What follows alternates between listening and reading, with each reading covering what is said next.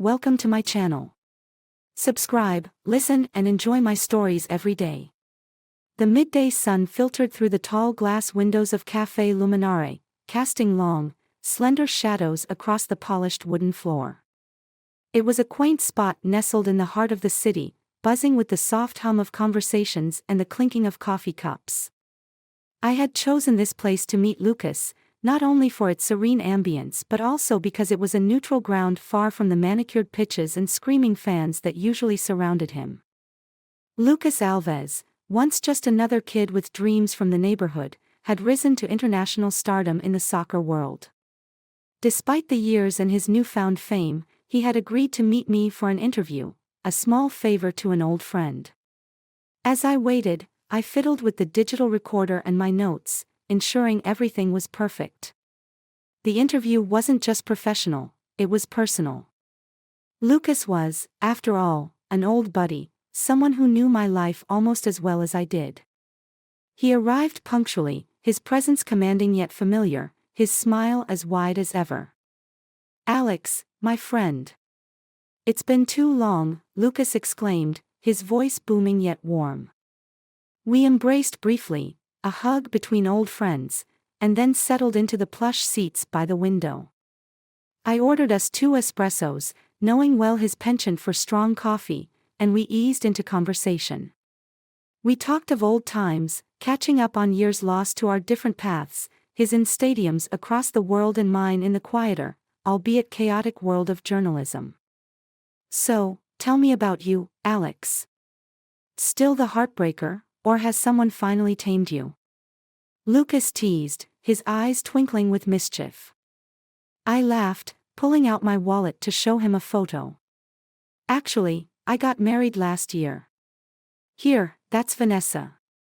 I handed him the wedding photo, my chest swelling with a mix of pride and a lingering nervousness that I couldn't quite place.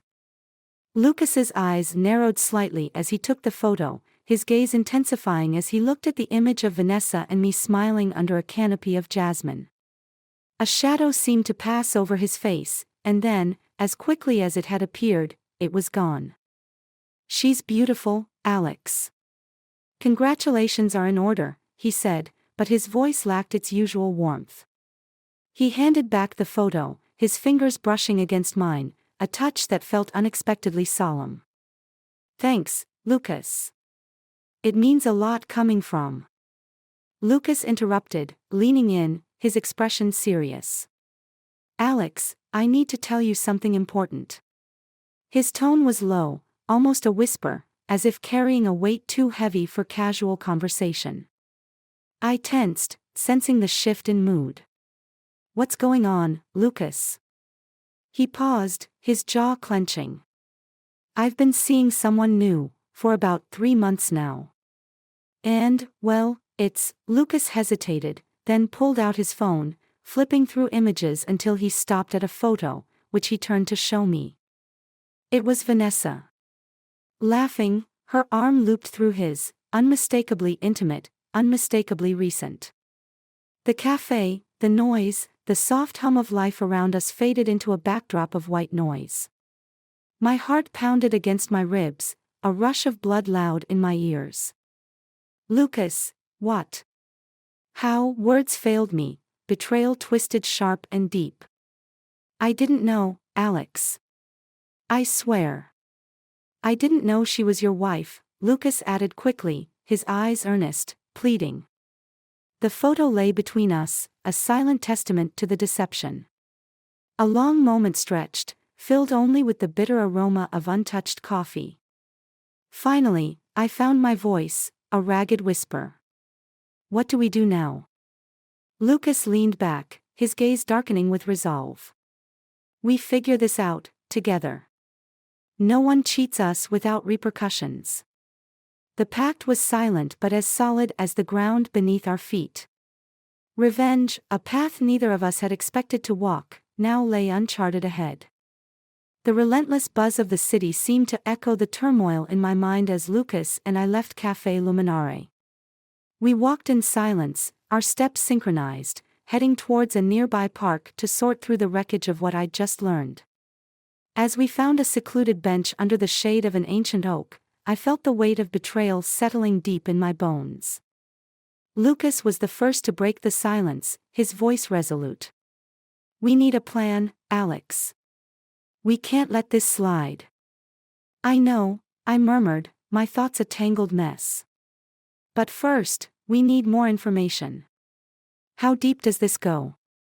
Is she seeing someone else besides us?" Nodding, Lucas pulled out his phone again. "I think I know someone who can help us. An old teammate of mine, Mia. She's a private investigator now, left the pitch for the sleuthing business." Within minutes, Mia was on her way to meet us.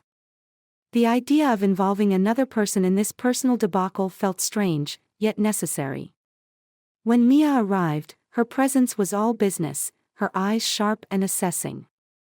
"Lucas, Alex," she greeted, shaking our hands firmly. Lucas briefed me over the phone. "I can help you get the answers you need." We explained everything to Mia, the photo, the 3-month relationship, the wedding photo. She listened intently, her brow furrowed in concentration. "First, we'll need to track her movements. See if there are any patterns or regular meetings with anyone else," Mia outlined her plan. "I'll set up surveillance and dig into her digital footprint.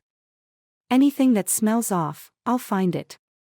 "Thank you, Mia," I said, feeling a mix of relief and dread.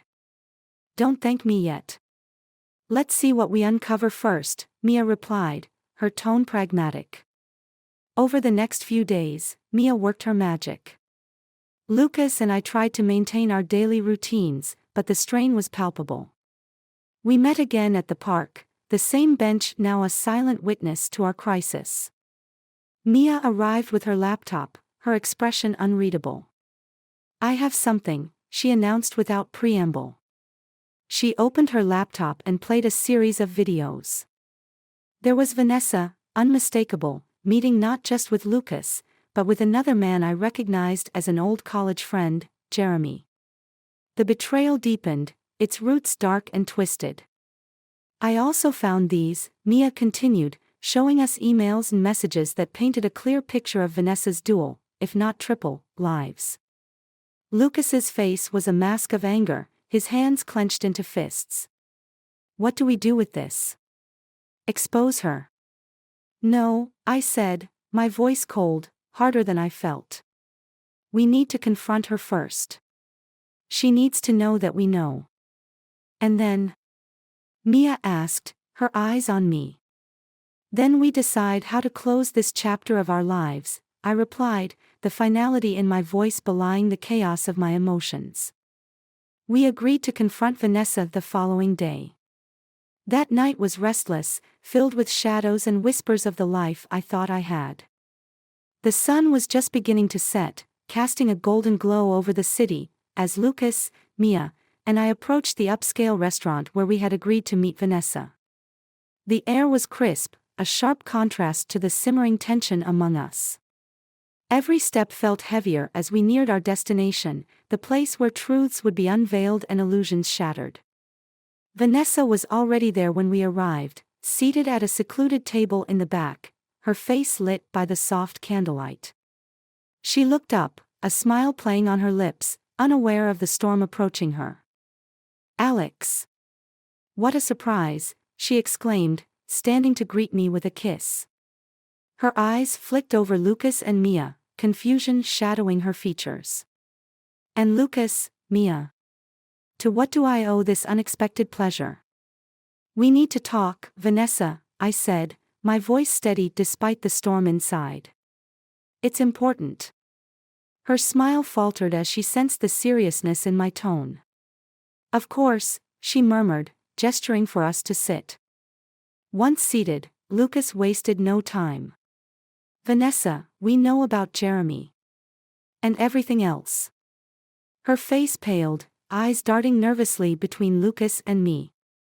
"I don't know what you're talking about," she stammered, but her voice betrayed her. Mia slid a folder across the table, its contents spilling slightly, photographs, emails, messages, all undeniable evidence of her deceit. You might want to rethink that denial, Mia said, her tone devoid of warmth. Vanessa's hands trembled as she sifted through the evidence, each piece a nail in the coffin of our relationship. Finally, she looked up, tears brimming in her eyes. I can explain, she whispered. Explain? I echoed, the word sharp, cutting. How do you explain months of lies, Vanessa? How do you justify this? It wasn't supposed to happen. I was lonely, you were always working, and Lucas, you were never here, she tried to justify, her gaze flicking to Lucas, seeking an ally where there was none.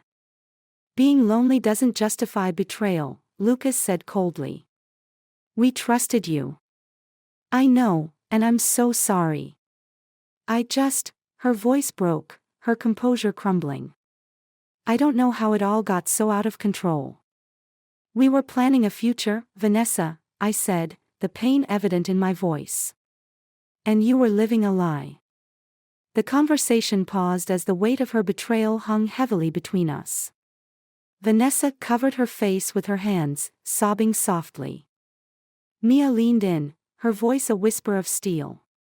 We're not here to watch you cry. We're here for closure. Alex deserves that much. Vanessa nodded, wiping her tears. What do you want from me? Her voice was resigned, defeated. I want a divorce, I stated flatly. And I want you out of my life, for good. And we want an assurance that you won't try to contact any of us after this, Lucas added. Vanessa looked from one face to another, each one a mask of cold resolution. Okay, she agreed, her voice barely audible. You'll have it. All of it. As we stood to leave, the finality of the moment settled in my heart. This was the end of one chapter, and the painful beginning of another. We'll be in touch with the details of the divorce proceedings, Mia said, her professionalism masking her disdain. Without another word, Lucas, Mia, and I walked out of the restaurant, leaving Vanessa alone with the wreckage of her choices. The night air felt sharper now, the city lights brighter as I stepped into a future unburdened by deceit, but heavy with the sorrow of lost love. The weeks following the confrontation were a blur of lawyers, documents, and painful reckonings. As the divorce proceedings dragged on, the sharp sting of Vanessa's betrayal gradually gave way to a numbing void. I threw myself into work, avoiding the silence of my now too quiet apartment, where memories lurked in every corner. Lucas and Mia became my pillars during this turbulent time, their presence a constant in the storm that had become my life. It was during one such evening, as we gathered in a dimly lit pub, nursing our drinks in companionable silence, that Mia's phone buzzed with a message that would once again tilt the axis of my world. She read the text, her brow furrowing. Guys, you need to see this, she said, passing her phone to me. The message was from one of her contacts at the cyber forensics lab. What I read made my blood run cold. It seems Vanessa was being manipulated. The man, Jeremy, has ties to a gambling syndicate. They were using her to get to you, Lucas, to fix matches. Lucas took the phone from my hand, his face turning pale as he absorbed the words. What the hell? Are you saying Vanessa was a pawn? Mia nodded gravely. I think we need to confront her again. There's more to this story, and we've only scratched the surface. The next day, we met Vanessa at a neutral location, a stark city park under the gaze of leafless trees. She was already there, her posture one of defeat. As we approached, Vanessa looked up, her eyes red-rimmed. I didn't think I'd see you all again. Vanessa, we know about Jeremy in the syndicate, I said without preamble, the bitterness of betrayal still fresh. Did you know? Were you part of this? Tears spilled over her cheeks as she shook her head vehemently. I had no idea. I thought he loved me. Lucas stepped forward, his anger palpable. You thought he loved you? While you were betraying us both. It wasn't like that. Jeremy told me he was connected to people who could hurt my family if I didn't cooperate. He convinced me it was just a few dates, that no one would get hurt. The revelation hung in the air, heavy and suffocating. Mia paced, her mind clearly working overtime. This changes things. We need to go to the police. They need to be stopped. The conversation that followed was a whirlwind of planning and decisions. It was decided that Vanessa would cooperate with the police, providing them with everything she knew about Jeremy and his connections. The promise of some redemption, however slight, seemed to give her a fragment of peace. Weeks passed as the investigation unfolded, culminating in a series of arrests that dismantled the syndicate. Vanessa's role as an unwitting pawn was confirmed, her public image taking on the hues of both victim and villain. As for Lucas, Mia, and me, the bonds that had held us together through the crisis began to fray. The betrayal, even indirect, had left a permanent scar. Lucas moved back overseas, immersing himself in his soccer career, perhaps finding solace in the roar of the crowd. Mia continued her work, her trust in people slightly dimmed. And I? I left the city, the memories too dense, the streets too full of ghosts. My new life was quiet, a small coastal town where the waves promised to wash away the remnants of a past too painful to recall. As I stood one evening, watching the sunset paint the sky in hues of gold and crimson, I realized that the deepest cuts come from the sharpest truths. We had all loved and lost, each in our ways, bound by a web of lies too intricate to untangle without sacrifice. The deception had been revealed, the intrigue laid bare, and in the end, it was the hatred for cheating, a loathing for deceit, that had parted us forever.